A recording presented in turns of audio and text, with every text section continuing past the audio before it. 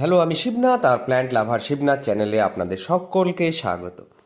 আজকে আমি দেখাচ্ছি আমার একটি বট গাছ, যেটা হচ্ছে ওয়াইল্ড কালেকশন, অর্থাৎ আমি পরিবেশ থেকে এটাকে সংগ্রহ করেছি। বাড়িতে তৈরি করতে গেলে এই ধরনের বট গাছের বনসাই সত্যিই অনেক সময় সাপেক্ষ বা এরম রূপ দেওয়াও কষ্টকর। 2020 সালে ঝড়ে এই গাছটি কোনো একটি বড় গাছের সাথে ছিল, ভেঙে ঝুলেছিল, ওটাকে আমি কেটে সংগ্রহ করি এবং 2020 সালের বৈশাখ জ্যৈষ্ঠ মাস থেকে আমার কাছে এই গাছটি আছে।